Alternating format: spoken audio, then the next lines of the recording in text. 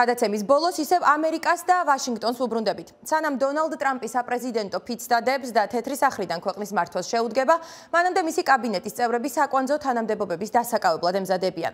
ამისთვის მათმა ნაწილმა სენატისგან თანხმობა უნდა მიიღოს, მოსმენებზე წარსდგეს და სენატორების შეკითხვებს უპასუხოს. ამერიკელმა კანონმდებლებმა უკვე მოусმინეს სახელმწიფო მდივნობის კანდიდატს მარკო რუბიოს. დამტკიცების შემთხვევაში დონალდ ტრამპთან ერთად სწორედ რუბიო იქნება ქვეყნის საგარეო პოლიტიკის წარმმართველი და აღმასრულებელი. ჩემი კოლეგა მაია ქვარცხავა ადევნებდა თვალს კონგრესში მომავალი სახელმწიფო მდივნის მოსმენას და ის ახლა სტუდიაში გვერდდება. მაია, მოდი საუბარი დავიწყოთ იმით, რაზე გაამახვილა ყურადღება მარკო რუბიომ მოსმენისას და ასევე მაყურებელს ვუთხრათ, რა მოლოდინები შეიძლება საქართველოს მისგან ჰქონდეს. მარი, ვაშინგტონში ამ კვირის ერთ-ერთი უმნიშვნელოვანესი მოვლენა მართლაც სენატის საგარეო საქმეთა კომიტეტში გამართული მოსმენა იყო, სადაც ამერიკელმა სენატორებმა კითხვები სახელმწიფო მდივნის პოსტზე წარდგენილ მარკო რუბიოს დაუსვეს. გამხსნელ სიტყვაში, რომლითაც რუბიომ მიმართა კომიტეტს, სადაც თავადაც 14 წელი იმსახურა, სენატორმა ისაუბრა მსოფლიოში გამეფებულ ქაოსზე და იქ წესრიგის აღდგენის აუცილებლობაზე, რაც მისი თქმით იოლი საქმე არ იქნება. რუბიო თვლის, რომ ამერიკას უფრო მოქნილი საგარეო პოლიტიკა ესაჭიროება, რათა ვაშინგტონმა შეძლოს ჩინეთზე დამოკიდებულების საფრთხის თავიდან აცილება. რაც შეეხება უკრაინაში რუსეთის აგრესიას, რუბიოს თქმით, ომი უნდა დასრულდეს და ამისთვის დათმობებზე წასვლა ორივე მხარეს დასჭირდება. კურსს თუ არ შევცვლით, ისეთ სამყაროში მოგვიწევს ცხოვრება, სადაც ჩვენთვის მნიშვნელოვანი ყოველდღიურობის უმეტესი ნაწილი, უსაფრთხოებიდან დაწყებული ჯანდაცვით დამთავრებული, იმაზე იქნება დამოკიდებული, მოგცემს თუ არა ჩინეთი ამის უფლებას. ამგვარი შედეგი მიუღებელია. ტრადიციულად შეერთებული შტატების სახელმწიფო მდივანი დიდ როლს თამაშობს ქვეყნის საგარეო პოლიტიკის განსაზღვრაში და მის წარმართვაში. მაგრამ ცხადია, გადამწყვეტი ხმა ქვეყნის მომავალ პრეზიდენტს დონალდ ტრამპს ექნება. საქართველოს მთავრობაში არაერთხელ გააკეთეს განცხადება იმასთან დაკავშირებით, რომ იმედი აქვთ 20 იანვარს შეერთებულ შტატებში ძალაუფლების შეცვლასთან ერთად ამერიკის პოლიტიკა საქართველოს მიმართ თანდათან შეიცვლება, ერთგვარი გადატვირთვა მოხდება. დაბეჯითებით ამასთან დაკავშირებით პროგნოზის გაკეთება ამ ეტაპზე შეუძლებელია, თუმცა გაზაფხულზე ამერიკის ხმასთან კომენტარი საქართველოზე თავად მარკო რუბიომ გააკეთა, რომლიდანაც კარგად ჩანს, რომ ის ძალიან კარგად იცნობს საქართველოს და მიმდინარე პოლიტიკურ მოვლენებსაც ყურადღებით ადევნებს თვალს. სრული კონტექსტისთვის ჩვენ მას ვაშინგტონში მაისში ვესაუბრეთ, როცა საქართველოში ეგრეთ წოდებული უცხოეთის აგენტების კანონის მიღებასთან დაკავშირებით მასობრივი საპროტესტო აქციები მიმდინარეობდა. სენატორ რუბიოს სრულ კომენტარს უცვლელად შემოგთავაზებთ. რუსეთთან საქართველოს დაახლოების ხილვა არ მსურს. ეს მათ მიერ არჩეული პარლამენტია. ვფიქრობ, კანონს ჯერ ვეტოს დაადებენ, შემდეგ მას დაძლევენ. შემაშფოთებელი ვითარებაა და აშკარაა, რომ ამას საქართველოში ხალხი ქუჩებში აპროტესტებს. ეს შემაშფოთებელია, მაგრამ ჩვენ ამაზე უშუალო კონტროლი ვერ გვექნება. საქართველოს პოლიტიკაში განსხვავებული შეხედულებებია, ხომ ასეა?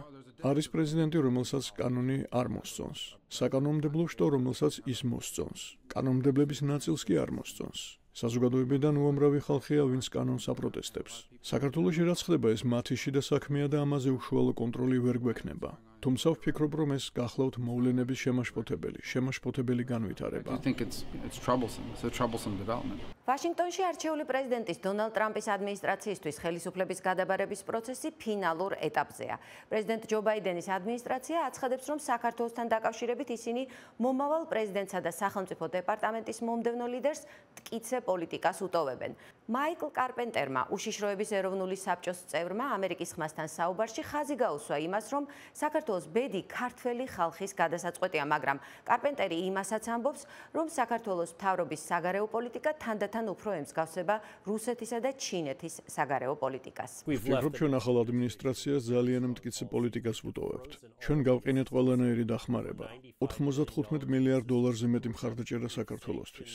დავასანქცირეთ საქართველოს მთავრობის ბევრი ოფიციალური პირი ანტიდემოკრატიულ ქმედებებში მონაწილეობისთვის, რაც პროტესტის და სამოქალაქო საზოგადოების შევიწროებას ეხებოდა. ჩვენ დავასანქცირეთ ამ რეპრესიების წამყვანი არქიტექტორები, მათ შორის ბიზინა ივანიშვილი, რომელიც ერთ-ერთი მთავარი გადაწყვეტილების მიმღებია საქართველოს არა მხოლოდ შიდა ორიენტაციის, არამედ მისი საგარეო პოლიტიკის შესახებაც, რომელიც უფრო ემსგავსება რუსეთისა და ჩინეთის საგარეო პოლიტიკას. ასე რომ ჩვენ ახალ გუნდს ეს სიტუაცია ამ ადმინისტრაციისგან ძალიან მრავალფეროვანი ქმედებების ნაკრებით გადავეცით.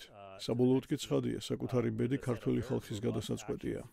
მსგავსი შეფასებები ვაშინგტონში საგარეო პოლიტიკის ექსპერტებისგანაც მოვისმინეთ. მაკეინის ინსტიტუტის აღმასრულებელი დირექტორი ეველინ ფარკასი, რომელიც წარსულში სახელმწიფო მდივნის თანაშემწე იყო ევრაზიის საკითხებში, ვარაუდობს, რომ საქართველოსთან მიმართებით მომდევნო ადმინისტრაციაც იგივე პოლიტიკას გააგრძელებს და ისიც დაწესებული სანქციების მომხრე იქნება. სენატორ რუბიოს, რომელიც მომავალი სახელმწიფო მდივანი იქნება, ესმის ურთიერთობა რუსეთსა და ჩინეთს შორის და საფრთხე, რომელსაც ეს ორი ქვეყანა ქმნის. ჩემი მოლოდინია, რომ ის მკაფიოდ გაიგებს, რა ხდება საქართველოში და სანქციების მომხრე იქნება. ასევე იქნება ალბათ მაიკ ვოლცის შემთხვევაშიც, რომელიც ეროვნული უშიშროების მრჩეველი უნდა იყოს. კონგრესი კი ახლა ორპარტიულად მიმართულია იქითკენ, რომ მტკიცე ნაბიჯები გადადგას. ჩვენ გვყავს წარმომადგენელთა პალატის წევრი კონგრესმენი ჯო ვილსონი, რომელიც მართლაც აღმაფრთოვანებლად ლიდერობს საქართველოს მხარდაჭერას და სანქციებისა და ახალი არჩევნების თაობაზე მხარდაჭერის გაძლიერებას. ჩვენ მაკეინის ინსტიტუტიც გავაძლიერებთ თავისუფალი და სამართლიანი ახალი არჩევნებისკენ მოწოდებას. ცხადია, მხარს ვუჭერთ ქართული ხალხის უფლებას თავად გადაწყვიტოს საკუთარი პოლიტიკური და ეკონომიკური მომავალი. სენატის შესაბამის კომიტეტებში გამართული მოსმენის შემდეგ მარკო რუბიოსა და ტრამპის მომავალი კაბინეტის სხვა საკვანძო პოსტებზე წარდგენილ კანდიდატებს სენატის გაფართოებულ სხდომაზე მოусმენენ და საბოლოოდ კენჭს უყრიან. ამერიკის არჩეული პრეზიდენტის დონალდ ტრამპის ინაუგურაციამდე მოვალეობის შესრულებას არც ერთი მათგანი არ შეუდგება. სენატში საბოლოო დამტკიცებისთვის კანდიდატებს სენატორთა უბრალო უმრავლესობა დასჭირდებათ. ვაშინგტონში მოელიან, რომ მარკო რუბიო სენატის დიდი უმრავლესობის ორპარტიულ მხარდაჭერას ძალიან ადვილად მოიპოვებს. ამერიკის განახლებულ სენატს იანვრიდან რესპუბლიკელები აკონტროლებენ. იქ ახლა 53 რესპუბლიკელი და 47 დემოკრატია. ორი დამოუკიდებელი სენატორი უმეტესად ხმას დემოკრატებთან ერთად აძლევს.